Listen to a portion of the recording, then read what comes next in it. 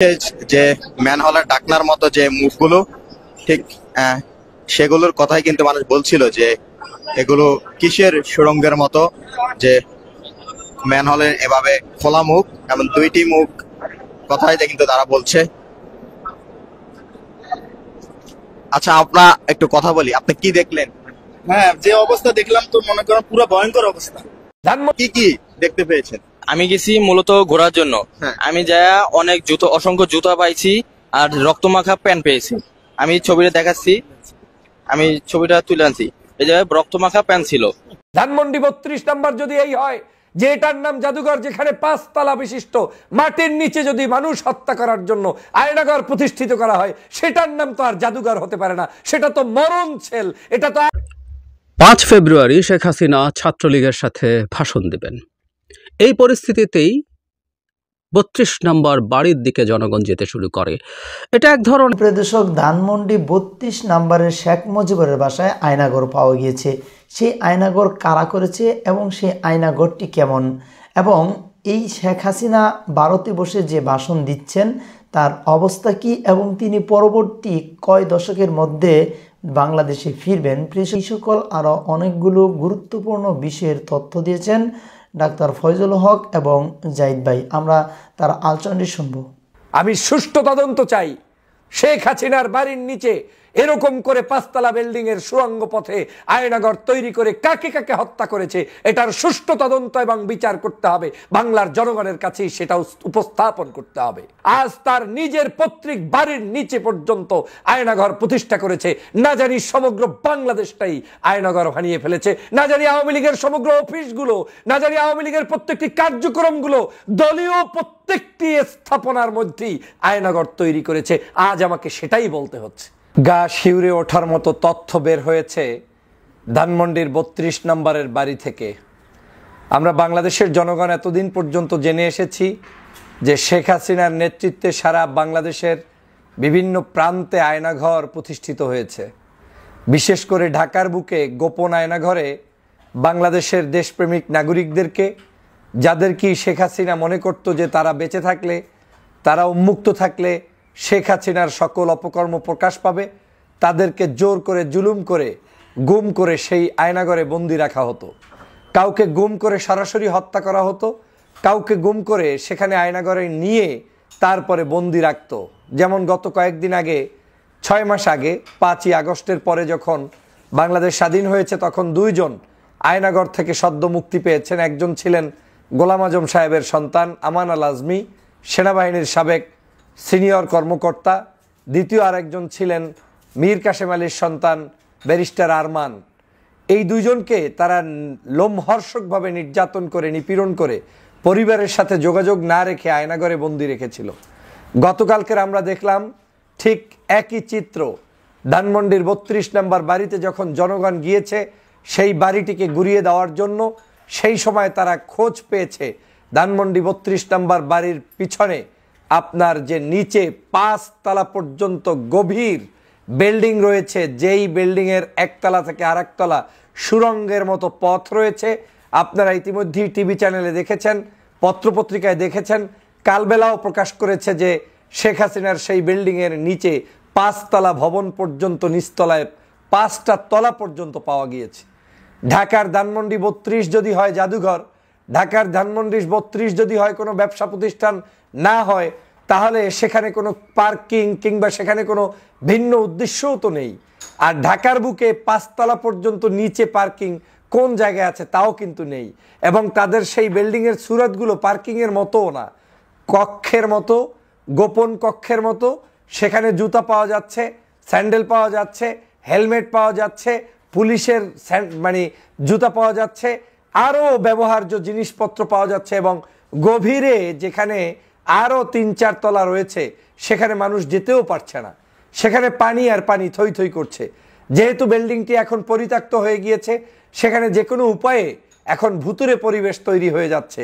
মানুষ ধারণা করছে যে ওই বিল্ডিংয়ের ভিতরে নিয়ে এমনও হতে পারে যে হাজার হাজার মানুষদেরকে এই শেখ হাসিনা পৈশাচিকভাবে হত্যা করেছে, গুম করেছে, খুন করেছে। এমনও হতে পারে ওই বিল্ডিংয়ের নিচে তাদের লাশগুলোকে পুঁতে রেখেছে, জানাজা দেয়নি, কিংবা তাদেরকে পরিবারের সাথে যোগাযোগ করতে দেয়নি, হতে পারে তাদের টর্চার সেল, হতে পারে তাদের গুম সেল, হতে পারে তাদের প্রাথমিক জিজ্ঞাসাবাদ সেল, বিভিন্ন নামে বেনামে আয়নাঘরের চরিত্রটাই সেখানে ফুটে উঠেছে। ধানমন্ডি 32 নিয়ে আমরা যারা মায়াকান্না করা শুরু করেছিলাম, এই লোমহর্ষক ঘটনা দেখার পরে মায়াকান্নারই তো কিছু নাই, আর এটা তো ইতিহাসের কোনো পাতাই নাই। আজকের যেখানে শেখ মুজিবুর রহমান সাহেব সেই বাসভবনে ছিলেন বলে সেই বাসভবনটাকে বিকৃত ইতিহাস করে শেখ হাসিনা সমগ্র জাতির কাছে উপস্থাপন করছেন স্বাধীনতার ঘোষণা হয়েছে ওই বিল্ডিংয়ে। কত বড় মিথ্যুক, কত বড় মিথ্যাচার! অথচ স্বাধীনতার ঘোষণা হয়েছে কালুরঘাট বেতার কেন্দ্রে 26শে মার্চ শহীদ রাষ্ট্রপতি জিয়াউর রহমানের মাধ্যমে। দলমত নির্বিশেষে সর্বজন স্বীকৃত স্বাধীনতার ঘোষণা তিনি দিয়েছেন। তাজউদ্দিন সাহেব বারবার রিকোয়েস্ট করার পরেও শেখ মুজিবুর রহমান যখন গ্রেপ্তার হয় তখন তিনি সেই স্বাধীনতার ঘোষণা পর্যন্ত লিখেও যায় নাই, বলেও যায় নাই, যে কারণে শেখ মুজিবুর রহমান সাহেবের সাথে তাজউদ্দিনের মনস্তাত্ত্বিক দূরত্বও তৈরি হয়। তখন তাজউদ্দিন সাহেব বারবার বললেন, তখন শেখ মুজিব বিরক্ত হয়ে বললেন, যাও হরতাল দিয়েছি, এটা নিয়ে আনন্দ করো, এটা নিয়ে ব্যস্ত থাকো, আর কিছু নয়। তো যে লোকটি স্বাধীনতাই চায় নাই সেটা হয়ে গিয়েছে ধানমন্ডির এখন 32 নম্বর স্বাধীনতার কেন্দ্রবিন্দু। এই সব অথর্ব মিথ্যাচার জনগণের উপরে চাপিয়ে দেওয়ার কারণেই গত 16টি বছর বাংলাদেশের সত্যিকার ইতিহাসে দেশের জনগণ জানতেও পারে নাই, লিপিবদ্ধও হয় নাই। মূর্খ মিথ্যাচার দিয়েই যা বানানো হচ্ছে তাই। যেমন মাঝে মাঝে দেখবেন রাস্তার মোড়ে হঠাৎ করে কোনো একজনের একটা কবর, 10 দিন পরবেন লাল সালু, 1 বছর পরে দেখবেন ওখানে একটা ওরস শুরু হয়ে গিয়েছে। কে মারা গিয়েছে তাও কেউ হয়তো জানে না, কিন্তু একটা মাজার বানিয়ে ফেলেছে। আওয়ামী লীগের অবস্থা তাই হয়েছে। কোনো অস্তিত্ববিহীন বাংলাদেশের বিভিন্ন জায়গায় তারা এরকম ইতিহাস বিক্রি করে স্বাধীনতাটাকে পরিবারের কাছে নিয়ে এসেছে। যাই হোক, সেটা ভিন্ন আলোচনা। ধানমন্ডি 32-এ উনি কি করে না করে, পূজা করে না, আনন্দ উৎসব করে না, তাবলিগ জামাত করে না, হেফাজতে ইসলাম করে না, মাহফিল করে না, আপনার দল করে না, কি করে এটা আমার দেখার বিষয় না। ওই ধানমন্ডি 32-এর নিচে কেন, কি কারণে 5 তলা বিশিষ্ট আয়নাঘরের সন্ধান পাওয়া গিয়েছে, এটা জাতির কাছে আজ ক্লিয়ার করতে হবে। আমি এই সরকারকে অনুরোধ করছি, দ্রুত ইনভেস্টিগেশন পাঠান, ওইখানের যে আলামত রয়েছে এই আলামতগুলো সংগ্রহ করুন। এই আলামতগুলো কিন্তু ওরা মুছে ফেলবে। কেউ কেউ বলছেন সেখানে রক্তের ছাপ পর্যন্ত নাকি পাওয়া যাচ্ছে, দেখা যাচ্ছে। আমি যেহেতু এখনো যাইতে পারিনি, আমি জানি না সেই গহীন তলদেশে তারা কি রেখেছে, কিন্তু শোনার পরে এই শরীরের লোম দাঁড়িয়ে যাচ্ছে। কোনো মানুষ সহ্য করতে পারে না একটা আওয়ামী লীগের বঙ্গবন্ধুর নাম বিক্রি করা, শেখ মুজিবের নাম বিক্রি করে একটা বিল্ডিং, সেই বিল্ডিং এর নিচেও টর্চার সেল। আমরা এর আগে শুনেছি গণভবনের পাশে শত শত কবরের সন্ধান পাওয়া গিয়েছে। আমরা এর আগে শুনেছি হেফাজতে ইসলামের মানুষদেরকে লাশগুলো গোপন করে কোথায় আপনার কি বলে ঢাকার বিভিন্ন জায়গায় ট্রাকে পাঠিয়ে দেওয়া হয়েছে, গণকবরের সন্ধান পাওয়া গিয়েছে। আজ আবার এই চিত্র যখন চোখের সামনে আসলো, সত্যি এটা ভয়ঙ্কর। কি ভয়ঙ্কর দৃশ্য, কি ভয়ঙ্কর কার্যক্রম, কি ভয়ঙ্কর আওয়ামী লীগ, কি বিভৎস আওয়ামী লীগ। ধানমন্ডির আজকের এই 32 নম্বরের নিচে যদি এরকম আয়নাঘর থাকতে পারে, তাহলে এই বাংলাদেশের সমগ্র জায়গাটাই তো আয়নাঘর বানিয়ে ফেলেছে। ভাবতে পারেন কখনোই? আপনি কি ভেবেছেন এটা কিভাবে সম্ভব? আপনি কি একটাবার চিন্তা করতে পেরেছেন যে আপনার সন্তান, আপনার হারানো সন্তানটি ওই ধানমন্ডি 32 নম্বরের আয়নাঘরেই আছে কিনা? চিন্তা করে দেখুন, রাজনৈতিক নেতাকর্মী, শত শত মানুষ যে নিহত হয়েছে, গায়েব হয়েছে, গুম হয়েছে, কেউ জানে না। এমনও হতে পারে এম ইলিয়াস আলীকে ওখানে নিয়ে ওরা মেরেছে। এমনও হতে পারে সাগর রুনিকে হত্যা করার পরে তারা এই অপকর্মটি ওখান থেকে পরিচালিত করেছে। এমনও হতে পারে ওই আয়নাঘরের মধ্যেই বাংলাদেশের সেই কুষ্টিয়া ইউনিভার্সিটির 4 জন ছেলে যারা হারিয়ে গিয়েছিল, গুম হয়েছিল, তাদের খোঁজ নাই, তাদের লাশ হয়তো ওই আয়নাঘরের তলেই আছে। কি বিভৎস বাংলাদেশ চিন্তা করে দেখেন। শেখ মুজিবের বাড়ির 5 তলা বিল্ডিং হচ্ছে, নিচে মাটির তলে 5টা তলা, সম্পূর্ণটাই আয়নাঘর। এই শেখ হাসিনার যেই বাবার বাড়ি দাবি করছেন, এত বড় কিছু দাবি করছেন, তার বাড়ির নিচের 5টা তলাই হচ্ছে আয়নাঘর। মানুষ মারার কারিগর, মানুষকে ওখানে কবর দেওয়ার কারিগর বানিয়েছে তারা। এটাকে আবার জাদুঘর বলবেন? কিসের জাদুঘর? ধানমন্ডি 32 নম্বর যদি এই হয়, যে এটার নাম জাদুঘর, যেখানে 5 তলা বিশিষ্ট মাটির নিচে যদি মানুষ হত্যা করার জন্য আয়নাঘর প্রতিষ্ঠিত করা হয়, সেটার নাম তো আর জাদুঘর হতে পারে না, সেটা তো মরণ ছেল। এটা তো আরো 10 বছর 20 বছর আগে ওখান থেকে উৎখাত করা উচিত ছিল। বাংলাদেশের মানুষ অনেক দেরিতে করে ফেলেছে। আমি সুষ্ঠু তদন্ত চাই। শেখ হাসিনার বাড়ির নিচে এরকম করে 5 তলা বিল্ডিং এর সুড়ঙ্গ পথে আয়নাঘর তৈরি করে কাকে কাকে হত্যা করেছে, এটার সুষ্ঠু তদন্ত এবং বিচার করতে হবে। বাংলার জনগণের কাছেই সেটা উপস্থাপন করতে হবে। বাংলাদেশের রাজনীতিকে কলুষিত করে এই দজ্জাল মহিলা দেশটাকে ধ্বংস করে দিয়ে গিয়েছে। আজ তার নিজের পৈতৃক বাড়ির নিচে পর্যন্ত আয়নাঘর প্রতিষ্ঠা করেছে।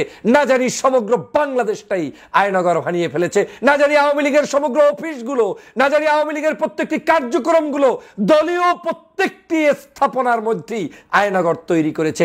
আজ আমাকে সেটাই বলতে হচ্ছে।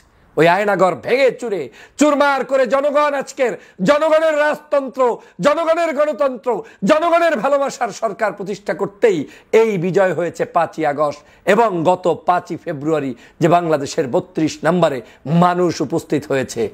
অতএব আমাদেরকে এই বিজয় ধরে রাখতে হবে। এই আয়নাঘর ভাঙতে হবে। এই আয়নাঘরের ঝঞ্ঝাল থেকে পৃথিবীর মানুষকে জানিয়ে দিতে হবে যে বাংলাদেশ নামক রাষ্ট্রে আর কোনো আয়নাঘর নেই। এই দেশটা এখন স্বাধীন। মেনে নেওয়া যায় না। আপনার সন্তানকে নিয়ে যাবে, আপনার স্ত্রীকে নিয়ে যাবে, আপনার স্বামীকে নিয়ে যাবে, আপনার বাবা মাকে নিয়ে যাবে, আপনার পরিবারের সদস্যদেরকে ভিন্ন মতের হওয়ার কারণে নিয়ে আয়নাঘরের ভিতরে তাদেরকে মেরে ফেলবে। চিন্তা করে দেখেছেন? মায়ের ডাকের মাঝে মাঝে আপনারা বিভিন্ন কর্মসূচি দেখেছেন, সেখানে বিভিন্ন মানুষরা যায়, নিজেরা বক্তব্য দিতে গিয়ে পর্যন্ত শিউরে ওঠে। তারা বলতে পারে না কতগুলো সন্তান তারা হারিয়েছে, তারা বলতে পারে না তার পরিবার কোথায় গিয়েছে। এই যে কিছুদিন আগে আয়নাঘর থেকে যারা বের হয়েছে, বক্তব্য দিতে পারে না, মুখ থেতলে দেওয়া হয়েছে। 8 বছর যদি কেউ কারোর সাথে কথা বলতে না পারে, দেখা করতে না পারে, সূর্য না দেখে, কোনো কিছু না দেখে, তখন তাদের অবশ্যই সেখান থেকে আর নতুন করে বাংলাদেশের মানুষ তাদের মুখ থেকে কিছু পাবে কিভাবে? তারা তো সব কিছুতে আবদ্ধ হয়ে গিয়েছে। এই আবদ্ধ হওয়ার কারণেই তাদের আজকের এই করুণ পরিণতি হয়ে যাচ্ছে। বন্ধুরা আমার দেশের সমগ্র জায়গায়, আমার দেশের সমগ্র স্তরে আজ এই আয়নাঘর প্রতিষ্ঠা করে মানুষগুলোকে বাকরুদ্ধ করে রাখা হয়েছে। অতএব আসুন, প্রত্যেকটি আয়নাঘরের সুষ্ঠু তদন্ত করে শেখ হাসিনার নেতৃত্বে পরিচালিত এই সকল জানোয়ারদের। ফেব্রুয়ারি শেখ হাসিনা ছাত্রলীগের সাথে ভাষণ দেবেন। এই পরিস্থিতিতেই 32 নম্বর বাড়ির দিকে জনগণ যেতে শুরু করে। এটা এক ধরনের চাপ বলা যেতে পারে যে তুমি যদি ভাষণ দাও তাহলে আমরা এটা করব। কিন্তু শেখ হাসিনা সেই চাপ গ্রহণ করলেন না, তিনি একটা ভাষণ দিলেন। ভাষণটা আমাদের সামনে চলে এসছে এবং আমি বলেছি আমাদের দেশের মিডিয়া এটাকে পাবলিশ না করলে, এটা নিয়ে কথা না বললেও আমি মনে করি এটা আসলে শোনা দরকার, বোঝা দরকার এবং শোনা দরকার, উইচ ইজ ভেরি ইম্পর্টেন্ট। কারণ আমি ওনার এই ভাষণটা 5 আগস্টের পর যত জায়গায় যেভাবে কথা বলেছেন, কারোর সাথে পার্সোনাল কনভারসেশন যেটা পরিকল্পনা করে ফাঁস করা হয়েছে সেগুলো হোক, বা কোথাও কোনো ভাষণ দিক, কোনো সভায় কথা বলুন, প্রত্যেকটা মন দিয়ে শোনার চেষ্টা করেছি। কারণ বহুবার বলেছি, আপনারা নিশ্চয়ই জানেন যে একটা মানুষের সবচেয়ে ভালো কমিউনিকেশন পাওয়া যায় তাকে দেখলে কথা বলার সময়। কিন্তু আমরা সেটা যেহেতু পারছি না, অন্তত তার বক্তব্য শোনা, তিনি কীভাবে কথা বলছেন, তার স্ট্রেস, তার ইন্টোনেশন, এটাকে ইনফ্লেকশন অফ ভয়েস বলে। সো আমি শুনেছি এবং আমি একটা খুব স্পষ্ট ভিন্নতা দেখতে পেয়েছি। আমি এই জায়গাটায় আসবো। আমি আবারও বলছি, 5 আগস্টের পরও তার অন্যান্য ভাষণ যেমন ছিল সেই তুলনায় এর মধ্যে একটা স্পষ্ট ভিন্নতা আছে। শেষ অংশে সেটা বলবো। কি বললেন আসলে আমরা প্রেডিক্ট করতে পারি উনি কি বলবেন। ওনার স্বজন হারানোর বেদনা আমরা দীর্ঘদিন ধরে শুনেছি। তার বাবা, তার পরিবারে কি হয়েছে, খুঁটিয়ে প্রত্যেকের বর্ণনা সেগুলো বলছেন। ডক্টর ইউনূসের বিরুদ্ধে অনেক কথাবার্তা, যত ঘটনা ঘটেছে, ছাত্র জনতা, সাংবাদিক, পুলিশ, সব হত্যাকাণ্ড ডক্টর ইউনূস ঘটিয়েছেন। শুধু সেটা না, ডক্টর ইউনূসকে আরও ক্ষোভ ছাড়াচ্ছেন। আমি সেই প্রসঙ্গে পরে আসতে আমি কিছু পয়েন্ট টুকে রেখেছি শুনতে। মানে যুক্তি দিচ্ছেন, মানে শেখ হাসিনার যুক্তি খেয়াল করুন। মানে নারীদের ফুটবল বন্ধ প্রসঙ্গে ওনার যুক্তি হচ্ছে, প্রথম ইসলাম গ্রহণ করেছেন একজন নারী, উনি খাদিজার কথা বলছিলেন। মানে এটা হলো যুক্তি, উনি মনে করেন। এই হচ্ছে তার লেভেল, পাল্টা মন্তব্য করার কিছু নেই। শিক্ষকরা বিভিন্ন জায়গায় অপমানিত হয়েছে, স্টুডেন্টরা শিক্ষকদেরকে ধরে পদত্যাগ করিয়েছে, তাদেরকে স্কুল থেকে বের করে দিয়েছে। কোনো ক্ষেত্রে বা কিছু ক্ষেত্রে এটা ঘটেছে, বিশেষ করে শেখ হাসিনার পতনের পর। উচিত হয় নাই এবং আবার শিক্ষক কিনে এই প্রশ্ন আসে, মানে শেখ হাসিনার সময় বহু আওয়ামী ডাকাত শিক্ষক হিসেবে বসে গিয়েছিল, তারপরও যেভাবে তাদেরকে পদ থেকে সরানো হয়েছে এটা অসুন্দর হয়েছে, এটা অন্যায় হয়েছে। কিন্তু এখানে খুব ফানি একটা ঘটনা, মানে একটা মানুষ কত নীচ, উনি যুক্তি দিচ্ছেন প্রধানমন্ত্রী হওয়ার পরও আমার ইউনিভার্সিটির শিক্ষকদের, স্কুলের শিক্ষকদের সম্মান করতাম, পা ধরে সালাম করতাম। মানে তার মাইন্ডসেট হচ্ছে উনি এটা করুণা করছেন। উনি প্রধানমন্ত্রী হওয়ার পরও, মানে প্রধানমন্ত্রী হওয়ার পর আপনার স্কুলের টিচারদেরকে আপনাকে ভুলে যেতে হবে, ওদেরকে আর পাত্তা টাত্তা দিতে হবে না। কিন্তু উনি এতই মহান যে উনি এরপরও পা ধরে সালাম করেছেন। মানে একটা মানুষ এটাকে যুক্তি মনে করছেন, এটাকে অন্য বিষয়টাকে তাচ্ছিল্য করার জন্য ব্যবহার করছেন। খেয়াল করি, উনি দেশকে জাতির পিতা বঙ্গবন্ধুর স্বপ্নের মতো করে গড়ে তুলতে চেয়েছেন। সত্য কথা মাঝে মাঝে এভাবে বেরিয়ে যায়। তার পিতার, উনি জাতির পিতা নন, উনি তার পিতার শেষ মুহূর্তের স্বপ্ন ছিল বাংলাদেশকে একটা একদলীয় রাষ্ট্রে পরিণত করে উনি তার এটাকে বাদশাহীতে, রাজত্বে পরিণত করা। হি ডিড ইট, উনিও তাই করেছেন। তবে একটা ডিফারেন্স আছে, শেখ মুজিবের চাইতে শেখ হাসিনা অনেক বেশি বাজে, নোংরা।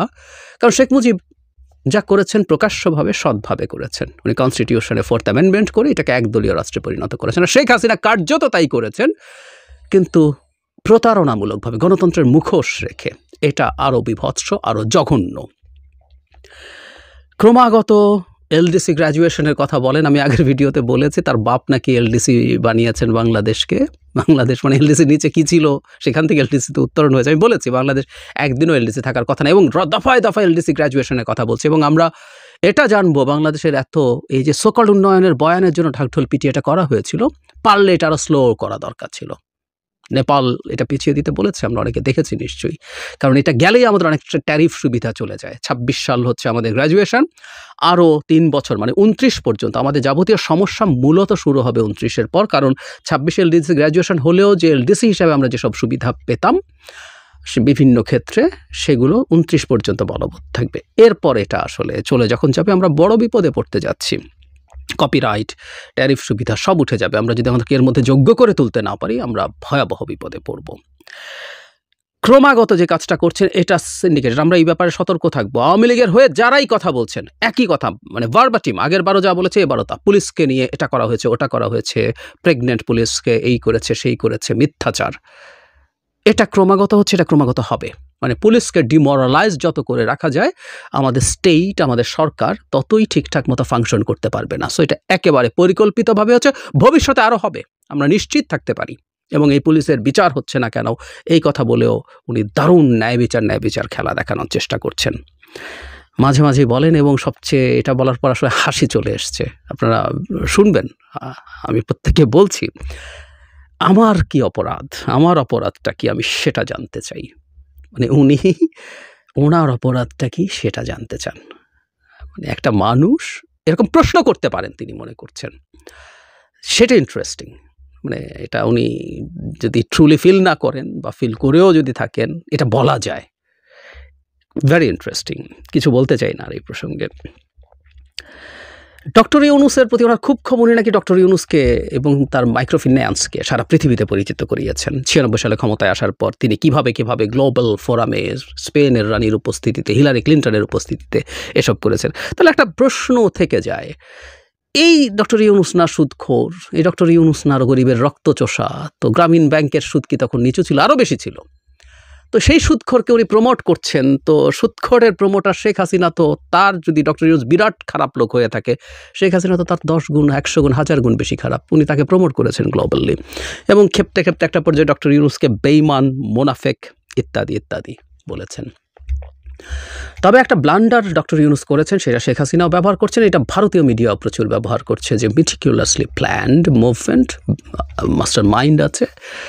ফলে আমাদের এই যে স্পন্টেনিয়াস সারপ্রাইজিং, এটা উনি আবার একটু যোগ করছেন। ডক্টর ইউনুস তো বলেন না আমার মিটিকুলাস প্ল্যান, শেখ হাসিনার মতো মিথ্যুক সেই কথাটাও ঠিকভাবে বলবেন না আমরা জানি। উনি বলেছেন যে ডক্টর ইউনুস বলেছেন এটা তার মিটিকুলাসলি প্ল্যান দিয়ে ইত্যাদি ইত্যাদি। যাই হোক, এটা হচ্ছে ব্লান্ডার। এটা কীভাবে আমরা রিকভার করবো জানি না। ডক্টর ইউনুস নিজে চেষ্টা করেছেন। দাভোসে উনি ঠিক আমরা যা বলি, এটা একটা স্পন্টেনিয়াস সারপ্রাইজিং, যার কোনো রকম কোনো লিডার ছিল না, তিনি সেটা বলেছেন। সম্পদের কথা, সন্তানদের পড়াশোনা করিয়েছেন, কোনো সম্পদ রেখে যেতে পারবেন না। মানে তারা কত বিলিয়ন ডলার চুরি করেছেন, ডাকাতি করেছেন আমরা জানি, কিন্তু দেশের মধ্যে এই বাগান বাড়ি, বিরাট বিলাসবহুল পূর্বাচলের প্লট সব তো বেরোচ্ছে এখন, অথচ কারো জন্য কিছু রেখে যাননি, লেখাপড়া করে করবে।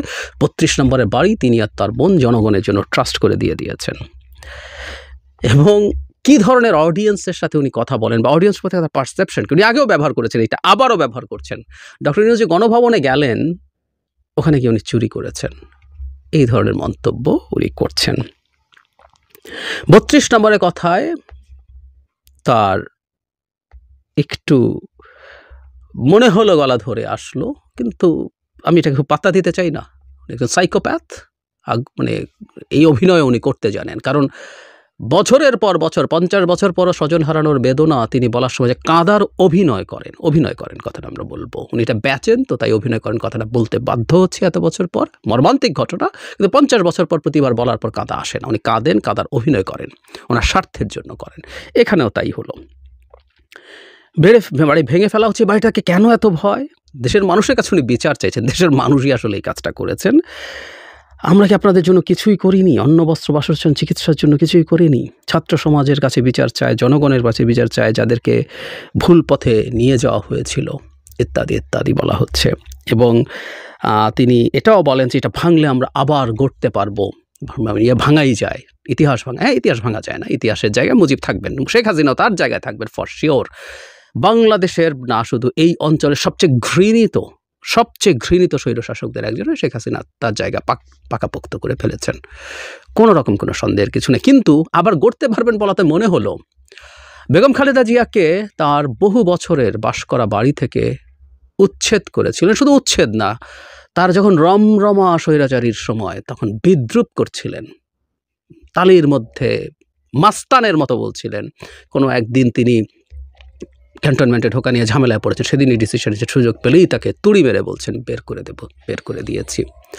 তো ওইখানে সেই বাড়ি থেকে উচ্ছেদ করে বহুতল ভবন হয়েছে, পথ উনি দেখিয়েছেন। এই 32 নম্বরেও কি স্থাপনা তৈরি হবে, লোকজন এখন সেসব হিসাব করছে, and they are rightly doing that.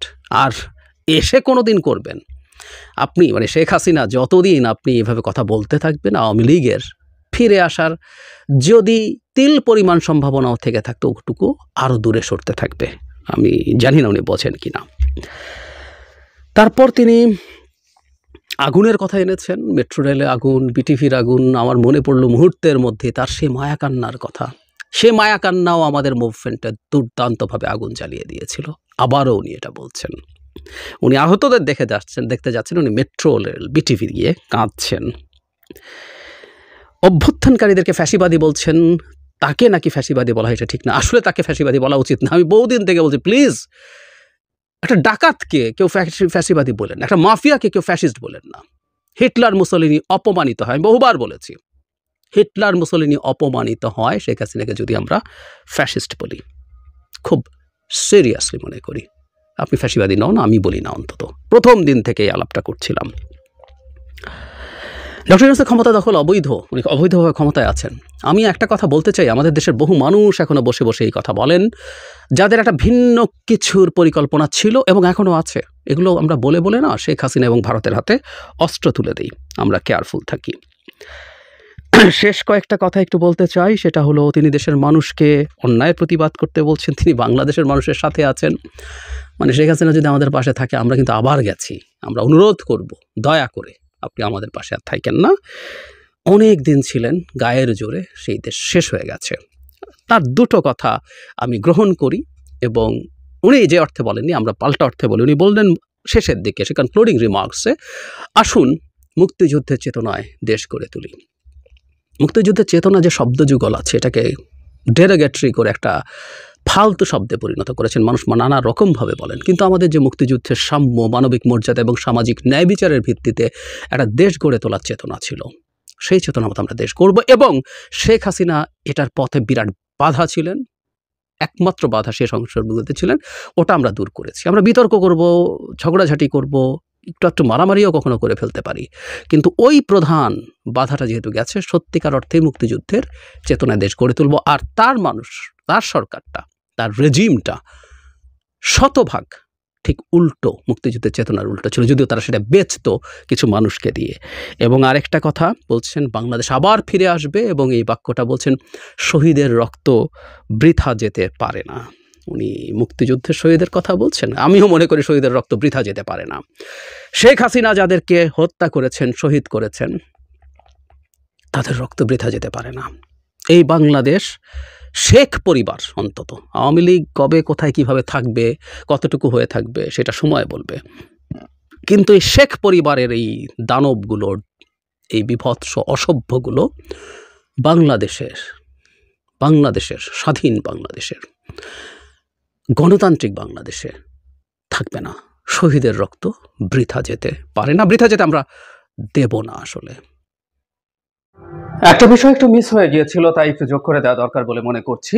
আর সেটা হলো শেখ হাসিনা তার এই বক্তৃতায় যে জিনিসটা আসলে সবচেয়ে উল্লেখযোগ্য আমার কাছে মনে হয়েছে, তার এই কথাগুলো, বক্তব্যগুলো মোটামুটি একই, এগুলো উনি প্রায়ই বলেন, কিন্তু ওনার বলার ঢং খুবই খুবই ফাম্বল করছিলেন। তার কথার মধ্যে কোনো কনফিডেন্স খুঁজে পাওয়া যায় না, আপনারা একটু শুনে দেখবেন, কোনো কনফিডেন্স ছিল না।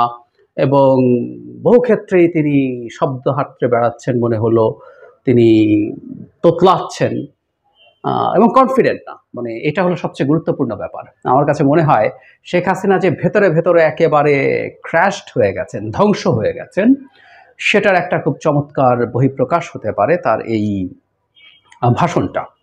এবং যখন তার দলের পান্ডাদেরকে উজ্জীবিত করার প্রয়োজন, তখন এই ধরনের ভয়েস নিয়ে কথা বলা নিয়ে আসলে টেকনিক্যাল সমস্যা আছে বলে আমি মনে করি। তাদের দলের এবং তার এই ব্যাপারগুলো ভাবা দরকার। তাকে কি ওই বুদ্ধি দেওয়ার মতো সাহস কারো আছে কিনা জানি না। তিনি তার যথেষ্ট কনফিডেন্স এবং সাহস রিগেইন করার আগে কথা না বলা ভালো। আর আমি নিশ্চিত যদি তার চেহারা দেখা যেত, এরা এই কারণে এখন চেহারা দেখান না বলে আমি বিশ্বাস করি, তার মধ্যে দেখা যাবে যে তাদের বিধ্বস্ত তারা পুরোপুরি হয়ে আছে। সুতরাং মুখে যাই বলো এই করব সেই করব, আমরা আবার ফিরে আসব, তারা আসলে বুঝে গেছেন খুব লম্বা সময়ের জন্য তারা, খুব লম্বা, এই লম্বা কতটা হবে আসলে ডিপেন্ড করবে আমরা কিভাবে আমাদের দেশটা চালাই। আমরা যদি মোটা দাগে, অনেক ভালো হওয়ার দরকার নেই, মোটা দাগে দেশে সুশাসন নিশ্চিত করতে পারি, গণতন্ত্র নিশ্চিত করতে পারি, অ্যাটলিস্ট নির্বাচনটা ম্যানিপুলেট না করি। শেখ হাসিনা বহু দশক, শেখ হাসিনা, আওয়ামী লীগ, তার পরিবারের সদস্যরা বহু বছর এই দেশের ক্ষমতার আশপাশেও আসতে পারবে না। কিন্তু যেভাবে তারা করছেন, তারা এটা করে তাদের দলকে মোটিভেট করে কিছু ঝামেলা করানোর যে চেষ্টা, আসলে এখন যাবতীয় চেষ্টা হচ্ছে মূল তাদেরকে মাঠে নামানো, কিছু কেওস তৈরি করা, কিছুতে কেওস তৈরি করে নিজের কিছু গুরুত্ব ভারতের কাছে দেখানো, এবং কিছু কেওস তৈরি করে ইন্টারন্যাশনালি কিছু মনোযোগ পাওয়ার চেষ্টা করা, সরকারকে ঠিকমতো ফাংশন করতে না দেয়া। এইগুলোই তার এক ধরনের অক্ষমের প্রতিশোধ, বলি না আমরা, অক্ষমের প্রতিশোধের চেষ্টা, সেটুকু, এর বেশি কিছু না। কিন্তু এরকম কনফিডেন্সলেস, তোতলাতে তোতলাতে কথা বলা, শব্দ হাতলে বেড়ানো, আর কি কি করেছেন ম্যানিফেস্টোর মতো বিরাট সব লম্বা লম্বা কথা, ওই করেছি সেই করেছি, মানে ভাবটা এরকম উনি নির্বাচন করতে যাচ্ছেন। যাই হোক, এসব করে আসলে কিচ্ছু হবে না। আর উনি ব্লান্ডার করবেন সেদিন, যেদিন উনি ওনার চেহারা দেখাবেন। এই কারণেই আমি মনে করি এইটুকু হয়তো উনি বোঝেন, তাই উনি চেহারা দেখাতে যাচ্ছেন না হয়তো সহসা। প্রিয় দর্শক, শুনছিলেন আমাদের আলোচনাটি এবং বুঝতে পেরেছেন শেখ হাসিনা ধানমন্ডির বাসায় তিনি কিন্তু একটি ভবন করেছেন, যেটি আমরা স্বচক্ষে দেখে এসেছি আজকে।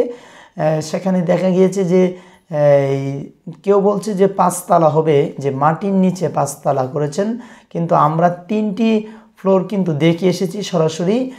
প্রথম ফ্লোর এবং দ্বিতীয় ফ্লোর এবং তৃতীয় ফ্লোরে কিন্তু পানি, আর পানির নিচে কিন্তু যাওয়া যাচ্ছে না। কেউ বলছে এই পানিতে আসলে কুমির রয়েছে এবং তিনি কুমির রাখতেন, সেই জায়গা থেকে কিন্তু মানুষকে এখানে ফেলে দেওয়া হতো এরশাদ শিকদারের মতো। আবার কেউ বলছে যে না, এটি আসলে তিনি 5 তলা গোপন একটি ঘর করেছিলেন, এমন কেউ বলছেন। তবে আমরা যেটি দেখলাম উপর থেকে, মানে দূর থেকে বা কাছ থেকেও বোঝা যাচ্ছে না যে এটি নিচে আরও যে কয়েকটি তার রয়েছে, এটি আসলে বোঝা কষ্ট। তবে আমাদের এখানে কথা হলো, তিনি যদি কোনো উদ্দেশ্য ছাড়া এই ঘরটি করতেন, তাহলে আমরা মনে করি না মাটির নিচে এখানে 5 তলা করা কোনো জরুরি কাজ ছিল বা দরকার ছিল। তবে এটি এখনও পরিপূর্ণভাবে তদন্ত হয়নি। তদন্ত হলে হয়তো আমরা বুঝতে পারবো যে আসলে তিনি এটা দিয়ে কি করতে চেয়েছিলেন, এটি আসলেও কেমন আয়নাঘর তিনি বানাতে চেয়েছিলেন। সেটির কাজও অনেকেই বলছে যে কাজ কিছু অসম্পূর্ণ রয়েছে। তবে হয়তো এই কাজটি সম্পূর্ণ হলে আমরা বুঝতে পারতাম সেটি আয়নাঘর হিসেবে তিনি করে কিনা, বা ডিবি হারুনের আয়নাঘরের মতো কি আয়নাঘর হয় কিনা। অর্থাৎ এখানে আরেকটি বিষয়ে অনেকেই বলছে যে গাড়ি পার্কিংয়ের জন্য হয়তো করেছে। তো প্রিয় দর্শক, এটি আসলেও আমরা বিশ্বাস করি না, কারণ আমরা নিজ থেকে নিজের চোখে দেখে এসেছি এটি আসলে গাড়ি পার্কিংয়ের জন্য নয়। কারণ এখানে গাড়ি পার্কিংয়ের প্রথমত সিস্টেম যেভাবে হয় সেটি নেই, কারণ লিফট ব্যবহার করেছেন তিনি। এখানে লিফট লাগানোর জন্য তিনি কিন্তু জায়গা করে রেখেছেন, অর্থাৎ গাড়ি তো আর লিফটে নামানো হবে না, এটা আমরা জানি। তবে সেই বিষয়টিতে খেয়াল করে যে এটি একটা গোপন আস্থানা বা গোপন আয়নাঘর হওয়ার সম্ভাবনা রয়েছে। তো প্রিয় দর্শক, আমরা কিন্তু আগামীকাল সেই জায়গায় যাব, আমাদের সাথে থাকবেন। আমরা সেই জায়গা থেকে আপনাদেরকে আবারও বাস্তব কিছু তথ্য তুলে ধরার চেষ্টা করব।